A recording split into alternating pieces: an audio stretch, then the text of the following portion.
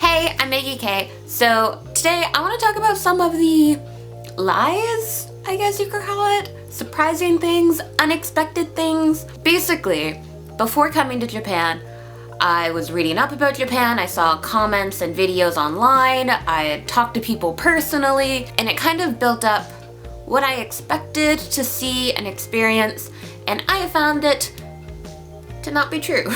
These things didn't happen to me. I didn't experience this.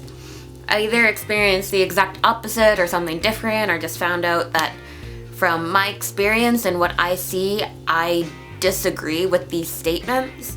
So I thought I would share those with you today, and I fully acknowledge that this is probably different if you live in a different part of Japan, and maybe these things are true if you live in a different part of Japan, but for me, living where I do in the countryside of a countryside prefecture, even our city is kind of countryside, and I live in the countryside of that. So this is my experience and what I have gone through and what I have seen and noticed about Japan since coming here. Number one is small portions. Where are you people eating? Or I guess a better question is, where are you people from where you think these are small portions? Every restaurant, everywhere in Japan I've ever eaten has always given me more than enough food. And the thing is, a lot of the times you can choose your size. Like if you get a set meal in Japan, you can ask for the big rice or the small rice, and I always ask for the small rice. And when they bring out the food, it is always so much.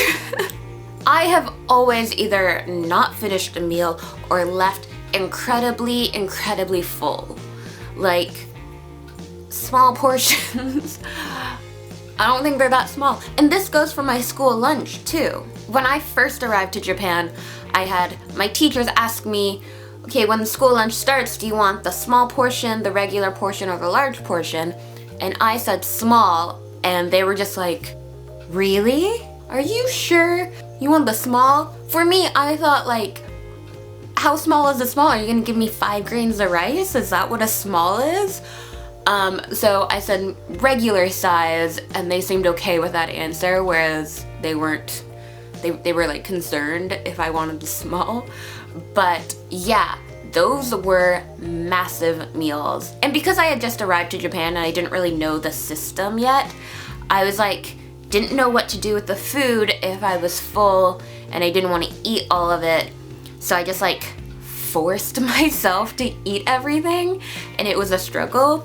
And I guess the office lady at my one school realized this, and 2 weeks into the school lunch, I finished up a class, came back to the teacher's room, my lunch was on my desk with a little note on it that said, "We gave you the small rice. Please don't feel like you need to eat everything."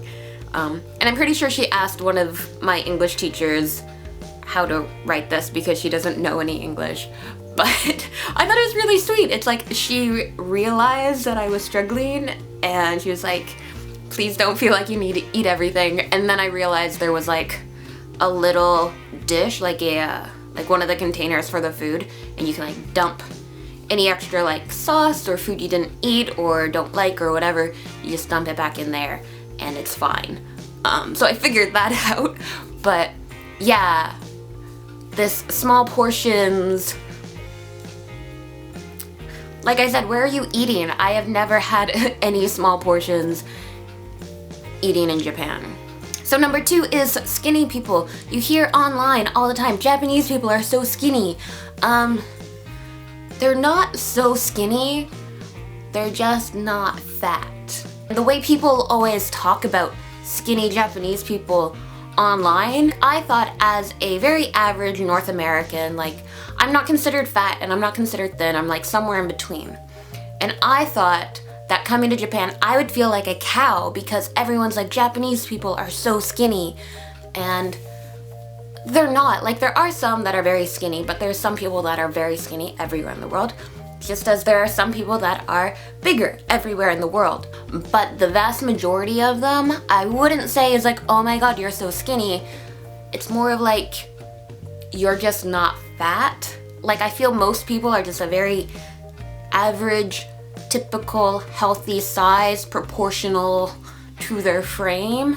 So yeah, Japanese people are not so skinny and super skinny. They're not fat. They're a healthy size. So next, and I feel like there's a little bit of like a commonality going through these points right now, is that Japanese food is very healthy.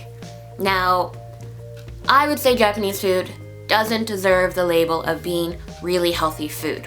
Now, I don't think it's the worst food you could be eating. It's not the, super junk food kind of food, but it's not super healthy. And the main reason why I think this is that Japanese people love fried food. Like, every country I have ever been to, everywhere in my entire life, I have never seen more fried food than in Japan. Japanese people love to fry stuff. I remember I think I was in Beppu, and I was waiting in the train station for a friend, and there was a corridor. There was 3 restaurants in this hall. And in Japan, some restaurants will put up like plasticky food in the window so you can see what the dishes will look like. And there wasn't a single dish out of all 3 of these restaurants in this hall that didn't have fried something on it. I'm like, it's either gonna be raw food or fried food. Like, where is the middle ground here, Japan? I don't see it. This might be specific to where I'm living. I live in Oita Prefecture, and our like specialty dish is karaage, which is like Japanese fried chicken. So maybe that's why I see this giant amount of fried food everywhere. I can't escape fried food. But yeah, I don't deem fried food as being healthy. Like I said, I don't think Japanese food is like the worst kind of food you could eat, but also not exactly healthy food. So 4th is trains and train travel, and you hear about how they're convenient. And in my experience, they aren't.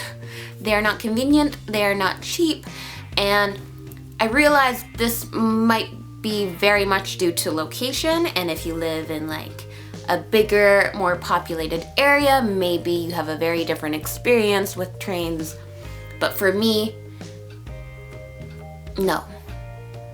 I am gonna drive my car because it is faster and cheaper and more convenient than trains ever could be. So where I am living, the trains only actually come once every hour to hour and a half. And I have been in situations where I had to go to the city for something, and I could either be an hour early or 30 minutes late. And for me, I don't consider that as convenient. That's not convenient. That's kind of a pain in the ass. And also, they're not very cheap either. It's about an hour for me to get to the city, and it'll cost about $10 each way. So I could drive my car, get there in half the time on the tollway, and pay less than the train. So why would I take the train? And while I do realize that I am in the countryside and, in the cities, more populated areas like Kansai or something, trains will probably run more frequently. I don't know about the cost, whether the cost will go down, whatever. But comparing it to when I lived in Germany, in the middle of nowhere, countryside, super rural Germany, compared to rural Japan, the train system in Germany is like 1,000,000 times better. Not only was it cheaper to get around and go into the cities and whatnot for about the same distance, but it was also more frequent. Living in a town of 1,000 people in Germany, the train was still run through every 30 minutes maybe. Like, I didn't have to time out when I'm going to the train. I can just show up there, and I know within a reasonable amount of time, the train will show up. So while I think, sure, maybe in other areas of Japan, train travel is great and super convenient and whatever, comparing, my life experience traveling by trains, because I actually love train travel, Japan's not as great as people like to make it seem. And number 5, and I'm kind of just throwing this in there to get like a nice top 5 going. And I thought it was kind of funny that this happened to me. But when you go through like travel books and whatnot about Japan, you see all these pictures of the shrines and the temples, and you see all these pictures of like the torii, and my first religious place that I saw was a Christian church.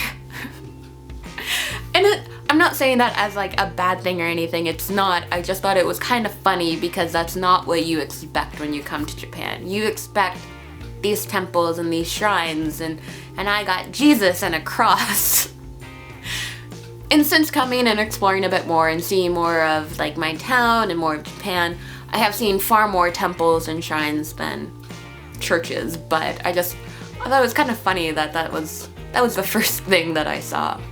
And apparently, my town has Jehovah's Witnesses. Not that I have seen or experienced or talked to them, at least knowingly talked to them, but my predecessor warned me that there are Jehovah's Witnesses, and they will come to your door and whatnot. So, yeah, just something random that I wasn't expecting in Japan that happened. So yeah, those were the 5 lies or surprising things or unexpected things or whatever the word I'm looking for is, that I've experienced since moving to Japan. So let me know in the comments if you agree with me and you think these things are myths as well, and give me some validation that I'm not insane. Or if you did actually experience all of these and you think I'm insane. But yeah, I hope you like this video. It's not really like a serious video or anything to be like whatever. It's just a bit of fun, a bit of observations. And yeah, if you liked it, give it a thumbs up and subscribe because I'll be back with another video soon. Bye!